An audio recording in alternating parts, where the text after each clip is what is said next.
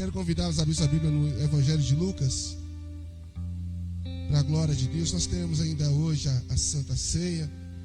O presbítero Deus já está ministrando no nome de Jesus. Pode estar refletindo comigo no capítulo de número 23.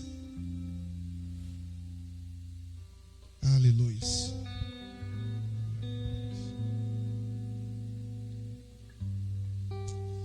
Aleluias. Pra onde eu irei, se eu não tenho pra onde voltar? Só tenho o Senhor Deus, palavra de vida eterna.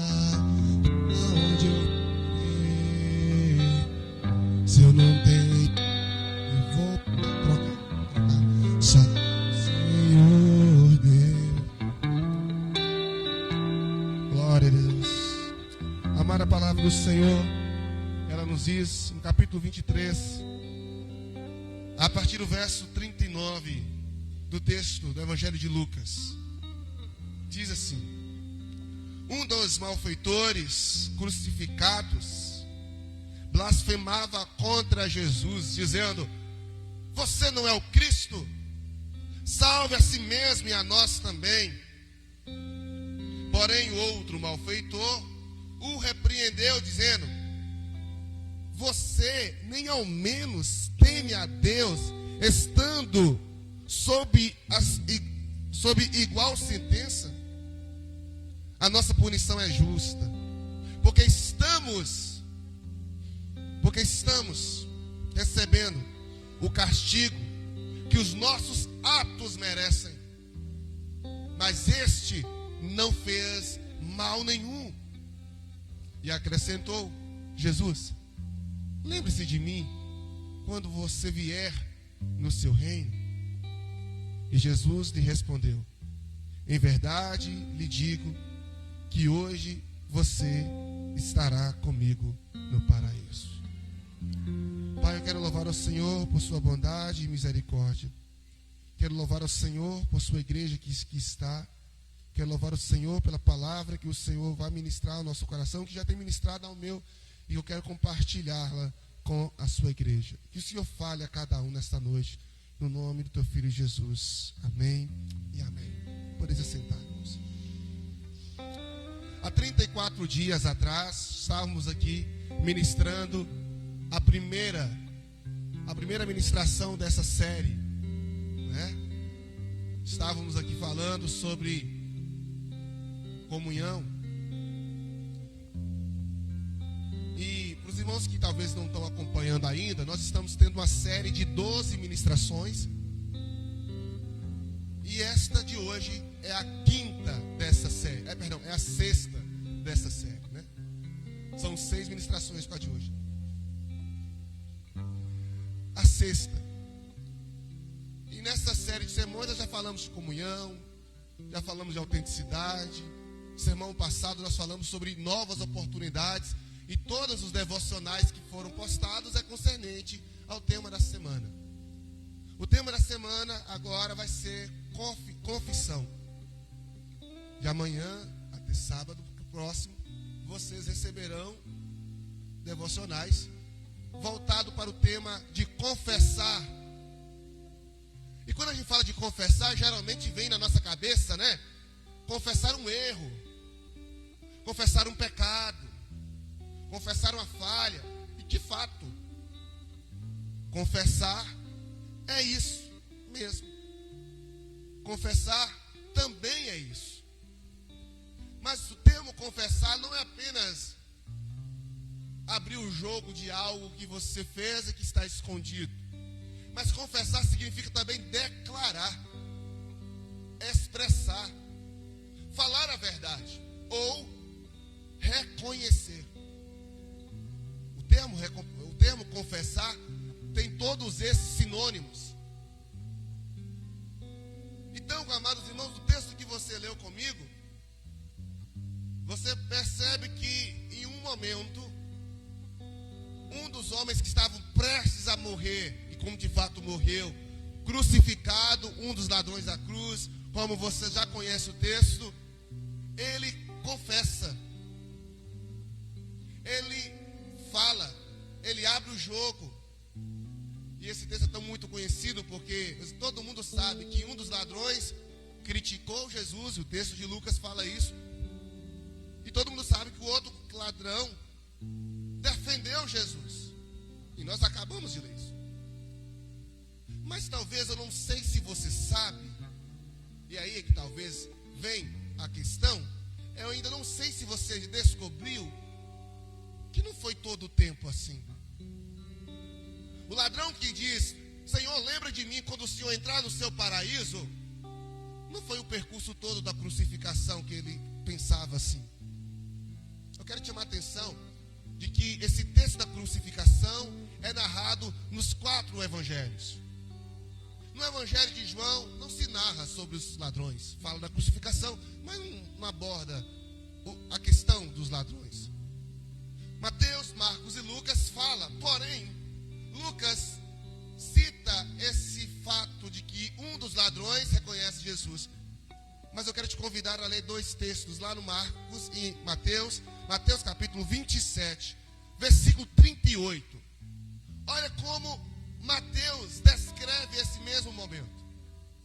E 2 ladrões foram crucificados com ele, um à sua direita e o outro à sua esquerda. Vamos agora lá para o versículo 44 de Mateus 27. Também os ladrões, os 2, haviam sido crucificados com ele, insultado. Você vai perceber que esse ladrão que declara: Mestre, lembra de mim, no início do percurso, ou em algum momento, esse ladrão se uniu aos fariseus, se uniu aos soldados para insultar a Cristo. Inclusive, Marcos dá um pouco mais de detalhe, capítulo 15, versículo 27. Marcos vai declarar da seguinte forma: com ele crucificaram 2 ladrões, um à sua direita e outro à sua esquerda. Versículo 31 diz o seguinte: e de igual modo, os principais sacerdotes, os escribas, zombando dele, diziam entre si: salve os outros e a si mesmo. Salvou os outros e a si mesmo não pode salvar? Que o Cristo, o Rei dos Judeus, desça agora da cruz, para que vejamos e creiamos. Também os que com ele foram crucificados, o quê? O insultavam.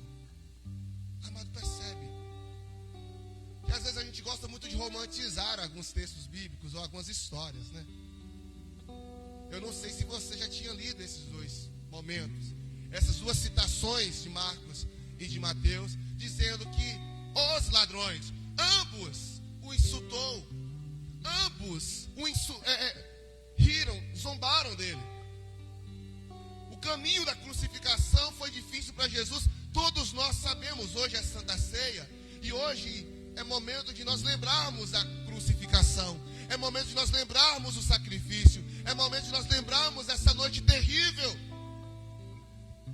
E todos abandonaram, todos os seus discípulos, e até aqueles que estavam sendo crucificados com ele estavam zombando. Agora eu quero te fazer uma pergunta: quando foi, voltando lá em Lucas, quando foi que esse ladrão do lado direito mudou de ideia? Quando foi que esse ladrão do lado direito, esse malfeitor, caiu a ficha de que, eu estava equivocado acerca da minha visão sobre Jesus? Na realidade, ele não é isso que os fariseus estão dizendo. Na realidade, ele não é isso que os escribas estão dizendo. Na verdade, ele não é isso que os soldados estão falando. Não, ele é outro, ele é o Senhor, ele é o Filho de Deus. Qual foi o momento em que ele tomou essa consciência? Sabe qual é a resposta que eu tenho para você? Eu não sei. Eu não sei. Porque o texto não fala o que aconteceu. O texto não fala quem foi que pregou, ou quem foi que tentou esclarecer. O fato é que em algum momento esse homem contra Jesus. Ele entende que a zombaria, o escárnio não fazia sentido, porque aquele homem que estava ali era um homem justo. Ele entende que havia cometido um erro, ele foi equivocado e precipitado no seu julgamento. Será que às vezes a gente não é assim também, não? Será que às vezes a gente não é precipitado em julgar? Será que às vezes nós não somos precipitados em construir o que eu sempre tenho dito, inclusive nos nossos últimos encontros de casais, na mentoria de casais, tenho falado muito isso. Será que nós não temos sido criando muitas suposições? Amado, entenda, toda informação que você não tem e que ela é importante para você, seu cérebro se encarrega de criar hipóteses, se encarrega de criar suposições para preencher aquilo que para ele é importante. Vou dar um exemplo. No início lá do namoro, você não tinha nenhuma informação sobre o seu cônjuge. Você tinha aquelas informações que ele ou ela deixava transparecer para você, ou ele ou ela falava para você. Mas o fato é que nem sempre no momento do relacionamento, do namoro, existe 100% de autenticidade, por causa da autopreservação, o medo de mostrar o lado que talvez a pessoa não vai gostar e me rejeitar. Isso acaba sendo padrão, não apenas no nível de namoro, mas em qualquer lugar em que você quer ser aceito. Geralmente você esconde um pouco de quem você é. Geralmente você esconde um pouco das suas características, não se revela. E outras vezes nem dá tempo de revelá-las. Não existe oportunidade, não existe situação. Porém, essas informações são importantes para quem vai se relacionar com você. Mas eles não têm, porque você não apresentou. Então o seu cérebro é capaz de criar suposições ou hipóteses com base na expectativa de quem se relaciona. Tá dando para entender, gente? Isto é, mãe, vou te apresentar, fulano, eu estou namorando com esse. Como ele é nessa área? Eu não sei, mas deve ser um homem de Deus. Por quê? Normalmente deve ser uma menina abençoada. É sempre assim. Esse homem não tinha totalmente a revelação sobre Jesus, e ele criou hipóteses, suposições, achismos, e às vezes nós escorregamos nisso. Eu tenho dito, e lá em casa eu sempre falo, e é um pilar da nossa família em casa: nós não queremos afirmar nada enquanto não tivermos 100% de certeza. Enquanto não tiver certeza, para mim é hipótese. E hipótese pode ser descartada ou aproveitada. Está dando para entender? Hipóteses podem ser descartadas e elas podem ser aproveitadas. Vai depender de quando for comprovadas. Enquanto não for comprovado, a informação que eu tenho é apenas uma hipótese. Enfim, esse rapaz encontrou a verdade. Aquilo que era suposição cai por terra. E agora ele tem uma informação real. Ele tem de fato uma informação verdadeira, verídica. E ele constata que aquele homem que está sendo crucificado não era quem as pessoas diziam que era. Ele entende que esse homem que está sendo agora preso e em poucas horas iria morrer, não é o monstro que pintou sobre ele. E então toma uma decisão. E são 3 questões que esse rapaz tem que me fala muito sobre confissão. Eu não vejo esse rapaz dizendo, ou esse homem dizendo: Jesus, me perdoa porque eu criei hipóteses erradas sobre a sua pessoa. Jesus, me perdoa porque eu fiz suposições erradas. Eu não vejo ele dizendo isso, mas eu vejo ele dizendo 3 coisas que mudou a vida dele. E que com certeza mudará a minha e a sua. E a primeira coisa eu quero convidar a ver o versículo 40. O versículo 40 nos fala da seguinte forma: mas o outro criminoso o repreendeu, dizendo: você não teme a Deus, estando sob igual sentença? Quem esse outro criminoso? O da direita, o ladrão da direita, o malfeitor, que está repreendendo da esquerda, que no versículos anteriores tinha acabado de zombar de Jesus. E ele está virando para ele e dizendo: rapaz, você que está do lado dele aí, você não teme a Deus, mesmo estando você em igual sentença, isto é, você vai morrer igual ele daqui a pouco, você está zombando dele, mas você está na mesma situação que ele, você não caiu a ficha. Às vezes nós estamos assim, querido, aquele probleminha sério de tentar tirar o cisco do olho do irmão, como a trave no nosso, e ele está falando: você não percebeu, mas você está zombando de alguém que recebeu mesmo a sentença que você. Quando eu vejo essa fala desse ladrão, o que eu aprendo com ela, irmão? E eu quero compartilhar isso com você. Sobre 3 fundamentos daqueles que desejam ser salvos por Jesus. Repita comigo: 3 fundamentos de quem deseja ser salvo. Quem deseja ser salvo pelo Senhor Jesus aí? Você deseja ser salvo? Então é sinônimo que você ainda não é. Percebe? Mas eu quero te convidar a entender que sim, você vai ser salvo, mas você já é um salvo. Amém? Nós hoje somos salvos da sentença que eu vou falar agora, mas um dia seremos salvos do pecado e do domínio da morte. A primeira coisa que eu aprendo nesse texto é que quando eu quero receber desta salvação, quando eu quero viver esta salvação, eu preciso reconhecer a sentença que está sobre mim. Ou, repita comigo, a sentença que está sobre mim. A sentença que está sobre a vida dessa pessoa, ou que pelo menos estava. Uma pessoa, para receber a salvação, ela não consegue, enquanto ela não entender um princípio muito básico da fé, que todos os homens estão debaixo de uma sentença de morte. Jesus estava morrendo naquela cruz, mas os ladrões também estavam com a mesma sentença de morte. Eles haviam sido julgados, já tinham sido condenados, e agora eles estavam cumprindo a sentença e iriam ser mortos. E, irmãos, entenda bem, todos nós, um dia, estávamos sobre igual sentença. Romanos capítulo de número 3, 23 diz: pois todos pecaram e destituídos estão da glória de Deus. Ou carecem, né? Destituída na versão corrigida, né, fiel?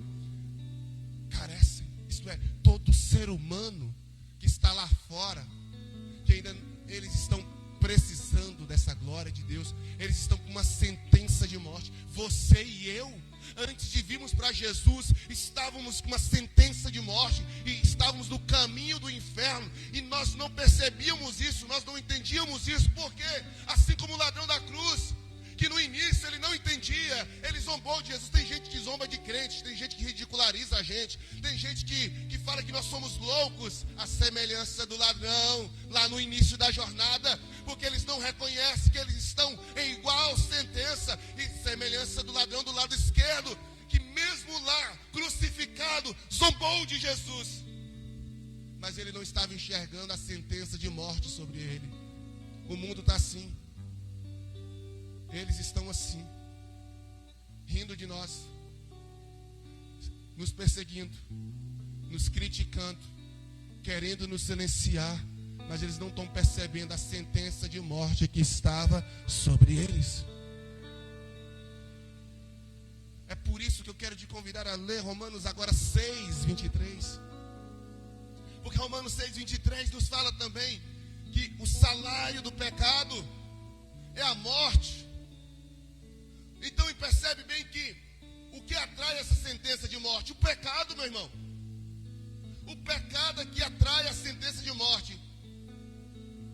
E é por isso que, como igreja, nessa noite eu quero te falar: como você olha para as pessoas que estão lá fora? Como você olha para as pessoas que criticam você? Como você olha para as pessoas que zombam de você, que te ridiculariza, ou que te denigre a sua imagem? Eu vejo uma coisa: Jesus olhou para aquela povo todo, aquela cambada toda que estava zombando dele, e diz: Pai, perdoa, porque eles não sabem o que estão fazendo. A Bíblia diz que esse povo é ignorante. Nós éramos ignorantes. Nós não sabíamos até que a revelação do Evangelho veio para as nossas vidas. Imagine o início do percurso desse ladrão do lado direito, zombando de Jesus, rindo de Jesus, criticando Jesus, mas quando ele está lá na cruz, alguma coisa acontece no meio do caminho que muda a ideia dele. Da mesma forma que alguma coisa aconteceu no seu caminho e mudou a sua ideia, mudou o seu pensamento, e você está aqui. Entenda. O salmista Davi, no Salmo 51, ele diz lá no verso 5: em pecado, sim, sei que sou pecador desde que nasci, desde que me concebeu a minha mãe. Entenda, meu irmão, nós não somos pecadores, e vocês já sabem disso. Nós não somos pecadores porque nós pecamos. Aí a gente nasce santinho, pecou, virou pecador. Não, você nasceu pecador, é por isso que você peca. É por isso que não tem como fugir de um pecado, de cair, de escorregar. Você vai cair. Você pode aqui hoje jurar de pé junto: eu vou tomar essa ceia, Deus, e nunca mais eu vou pecar. Você vai acabar de pecar, que você está fazendo uma promessa que você não pode cumprir. Você está me entendendo isso? Está pegando? Então por isso eu quero te fazer um convite. Reconheça a sentença que está sobre a sua vida, ou pelo menos que estava. Aquelas pessoas que já aceitaram Jesus, glória a Deus, já foi livre dessa sentença. Mas talvez você está aqui hoje e essa sentença pesa sobre os seus ombros porque você ainda não tomou uma atitude de confessar a Jesus. Faz sentido?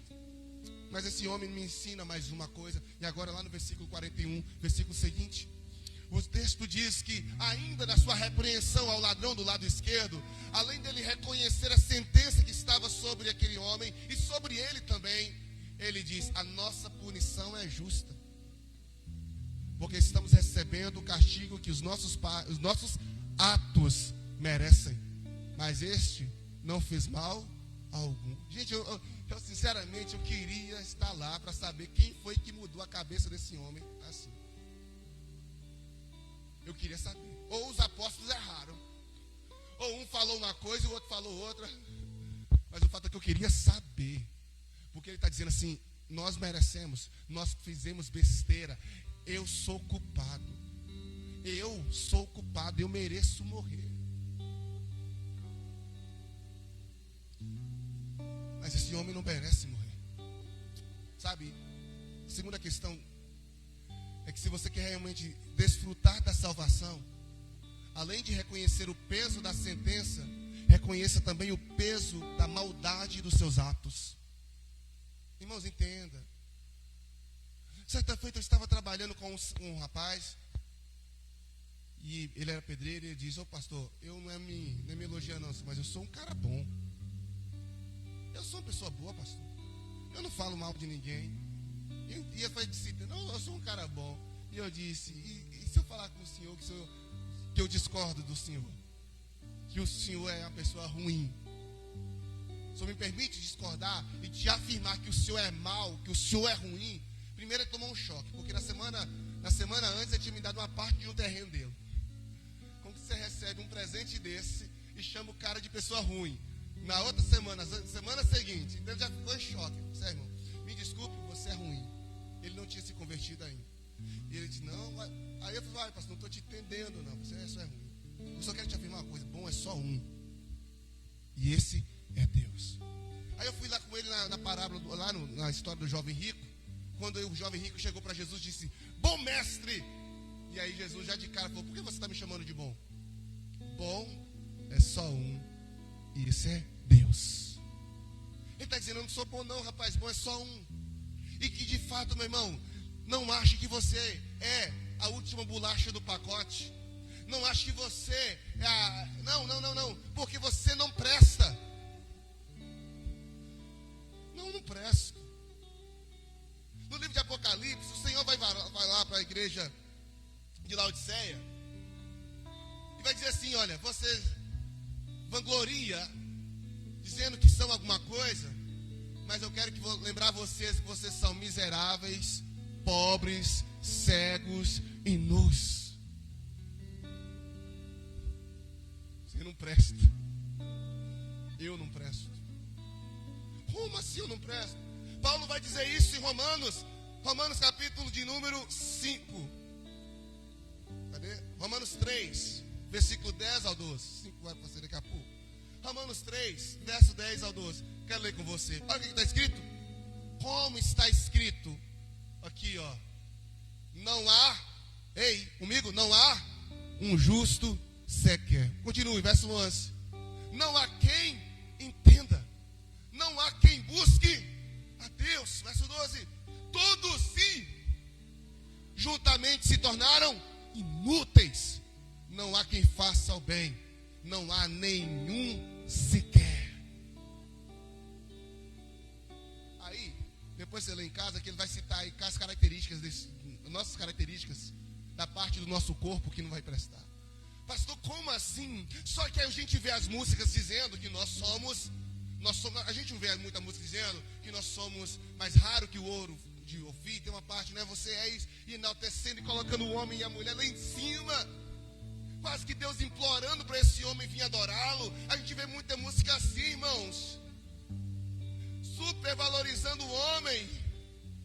Só que o que eu tenho visto Paulo falar, não, nós não prestamos. Agora, o que irmãos, entenda bem, nós não prestamos. E é isso que o ladrão na cruz está dizendo. Nós merecemos castigo. O homem merece ir para o inferno. Nós merecemos. É um inferno. Por isso tenha cuidado quando você pedir a Deus para restituir aquilo que você merece, aquilo que é seu. Por quê?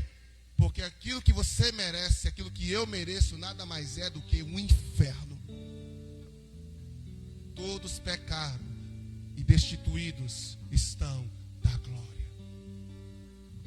Então, esse homem, do ladrão da cruz, ele não precisa ser muito evangelizado, porque no percurso, carregando essa cruz, eu não sei o que aconteceu, mas eu sei que a cabeça desse homem chega no Calvário diferente.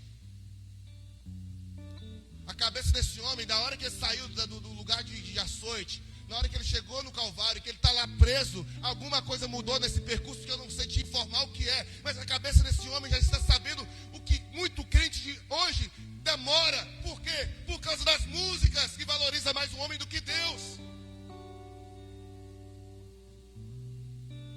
Coloca o homem no centro e deixa Deus orbitando em segundo lugar, em segundo plano. Mas eu quero te falar uma coisa. Como resolver a nossa vida? Já que eu mereço o castigo, já que eu não prestava, eu mereço o inferno. Como resolver essa situação, irmão? Como um homem pode entrar no reino de Deus, já que nós somos tão ruins assim? Está dando para entender? Como? Certamente não é pelas nossas obras. É por isso que eu quero ir para o versículo 43, a última frase desse ladrão. Ele diz no verso 43. Então ele disse. Agora ele já não está mais falando com o ladrão do lado esquerdo. Ele está falando para Jesus. Lembra-te de mim. Verso 42. Lembra-te de mim quando entrares no teu reino. Ele está falando, mestre, olha, eu já sei que eu não vou conseguir entrar no seu reino por mérito meu. Eu já sei que eu não vou conseguir entrar no teu reino por esforço próprio. Eu sei que eu não vou conseguir entrar no teu reino porque eu sou um menino bonitinho que comporto. Como aquele rapaz lá, o jovem rico. Mestre, o que farei para herdar a salvação? Aí Jesus diz, vai lá e dá a ele alguns mandamentos. Ele diz, eu cumpro isso desde meu meninice. E ele fica feliz, eu vou ser salvo. Aí Jesus diz, só falta uma coisa. Então o menino fazia tudo certinho. Ele fazia tudo certinho. Mas Jesus disse, vai lá e venda o que tem e dê aos pobres e depois me siga. Jesus está dizendo, o que está te faltando é renunciar àquilo que está preenchendo o seu coração. O que está lhe faltando é você reconhecer-me como um único e suficiente Salvador da sua vida. O que está falando a você que é preencher seu ser comigo. Eu sou o suficiente para você. A palavra, o evangelho é suficiente para que o homem receba salvação eterna. A palavra é suficiente. Quando eu dependo de outras coisas, eu invalorizo sacrifício de Jesus.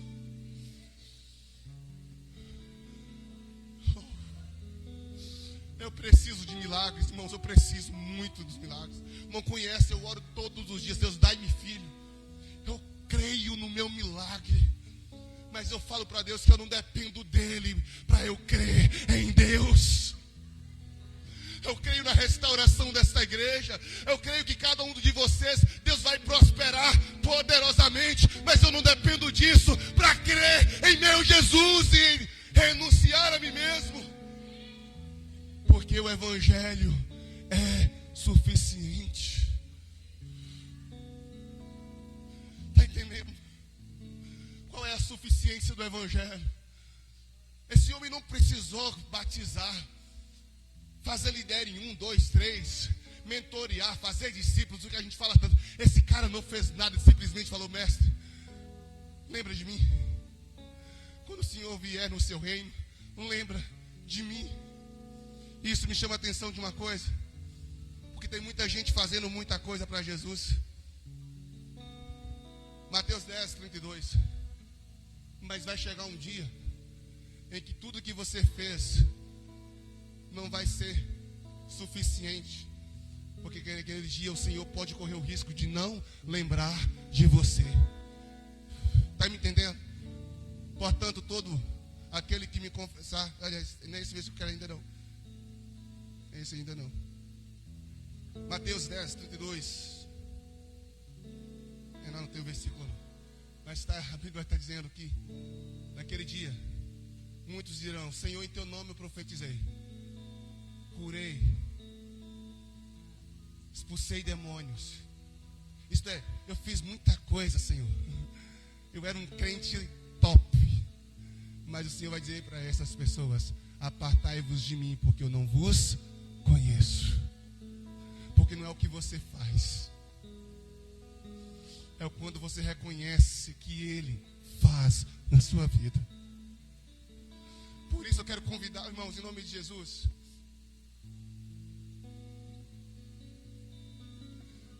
eu quero te convidar. Eu não sei, é muita. Eu disse aí essa semana para os irmãos, às vezes é pressão para a gente, irmão. É pressão, você vê uma igreja tal, pregando: vem para cá, convidando para um milagre urgente. Você vê outras fazendo tantos artifícios. Eu não estou aqui criticando nenhuma delas, pelo amor de Jesus. Talvez esse é o ministério que Deus chamou para que eles exerçam, é eles e Deus. Mas eu quero te falar uma coisa: Deus nos chamou para o Evangelho não para viver de milagres, mas para viver de dependência da soberania dEle. Não é sobre o maná no deserto, é sobre o Senhor Deus no deserto.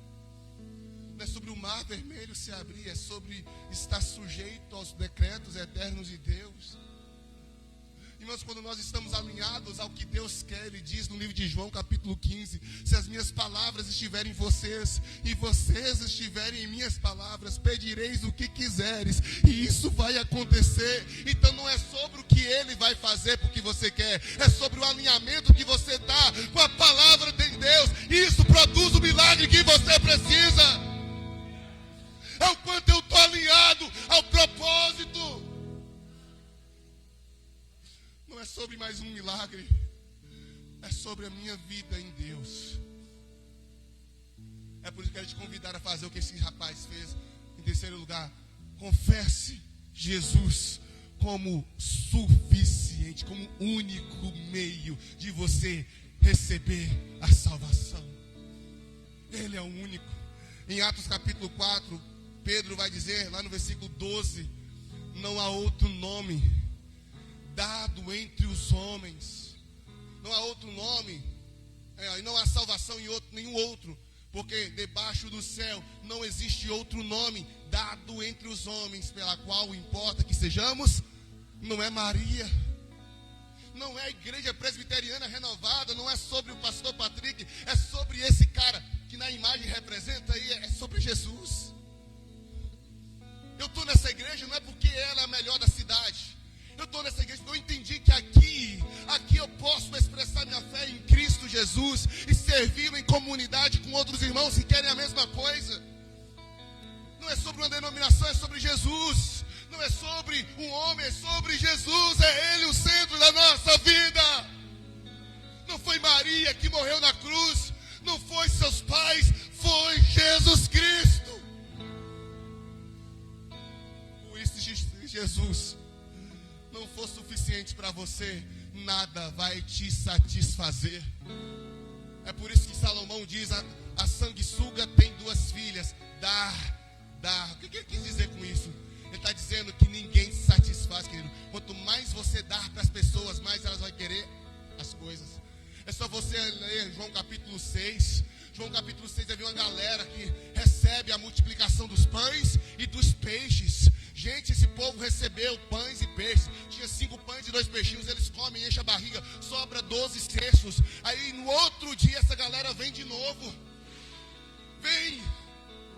E elas vêm, e Jesus está dizendo, vocês estão vindo aqui não por causa de mim. Vocês estão vindo aqui por causa do pão que eu dei a vocês. Mas eu quero te falar uma coisa, queridos. Eu tenho um pão que nem Moisés pôde dar a vocês. Eu sou o pão que vocês precisam comer. Aquele que não come do meu corpo e nem bebe do meu sangue não tem parte comigo. Eu sou o pão vivo que desceu do céu. Quem comer de mim nunca mais terá fome. É sobre Jesus. É sobre Cristo, é sobre Ele, a glória, a Ele, a honra, a Ele, o domínio, a Ele, o louvor. É sobre Jesus e nada mais. Oh Deus.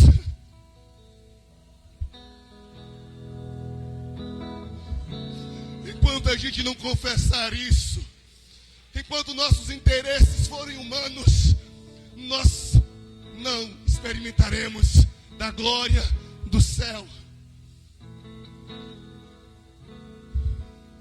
Jesus vira para aqueles que ficaram. Vocês não querem ir embora? Para quem iremos nós, Senhor? Pois só Tu tens a palavra. Eu não estou aqui por causa da música que é boa. Eu não estou aqui porque milagre acontece toda hora. Eu não estou aqui porque o Senhor faz isso, faz aquilo. Eu estou aqui porque o Senhor tem uma palavra que ninguém mais tem. Eu estou aqui porque a Sua palavra me transforma. Para quem iremos nós? Pois só Tu tens palavra de vida eterna. Jesus, Mateus 10, 32, agora sim. Diz: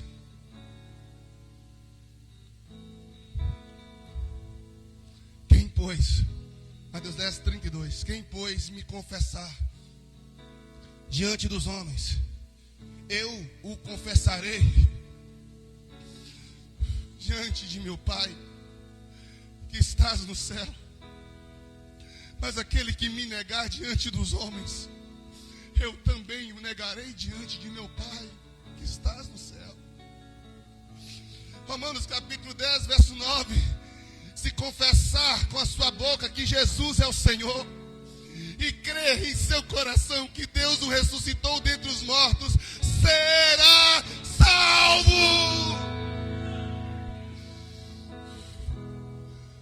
Ei, é sobre Jesus. Não é sobre o mérito. Tudo que nós fazemos aqui, querido, tudo nos edifica e nos fortalece. Mas somente o que nos salva é Jesus. Eu não sei o que aconteceu nesse caminho do Gólgota. Eu não sei o que aconteceu, gente, eu queria estar lá. Mas um dia que eu chegar lá, eu vou para esse ladrão e falar: rapaz, você vai me contar. Porque no início da caminhada você estava xingando meu mestre. E no final você me dá um show desse, que 2023 anos depois, eu sou inspirado e abençoado pelo que você falou. Me explica o que aconteceu. Ele vai responder: o mesmo que aconteceu com você. O Espírito veio e me convenceu do pecado, da justiça e do juízo. É o Espírito Santo, é sobre Jesus. Não é sobre homem, não é sobre nós, é sobre Ele.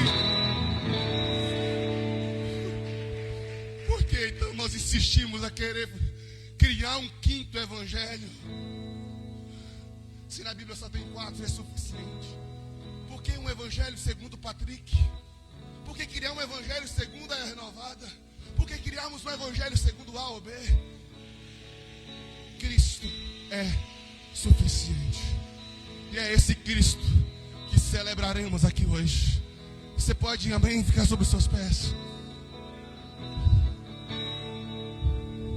Quem esconde os seus pecados não prosperará, mas quem os confessa e os abandona alcança misericórdia. Eu quero te fazer um convite. Eu não sei como está a sua relação com Jesus, irmão. Quem sabe Jesus tem sido apenas um camarada, um gênio da lâmpada. E quando você precisa, Jesus, eu estou precisando de um emprego.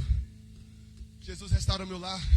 Vamos fazer essa campanha de 7 semanas para Jesus fazer isso e fazer aquilo. Não, Jesus não é seu gênio da lâmpada, mas eu quero te falar, andar com Jesus, nós experimentamos milagres. Percebe que dos 12 apóstolos, o único que a gente vê um milagre muito claro na família é Pedro, porque Jesus cura a sogra. Eu não vejo os apóstolos recebendo um milagre diretamente de Jesus. Eles estavam servindo, eles estavam sendo agentes de milagres, mas eles mesmos não estavam experimentando na vida deles milagres, pelo menos o texto não mostra. Porque não é sobre o que Jesus faz aqui, é sobre o que Ele vai fazer quando Ele vier no seu reino. Só um detalhe, esse camarada falou, mestre, lembra-se de mim quando vieres no seu reino. Eu quero te falar, ele estava com uma sentença de morte.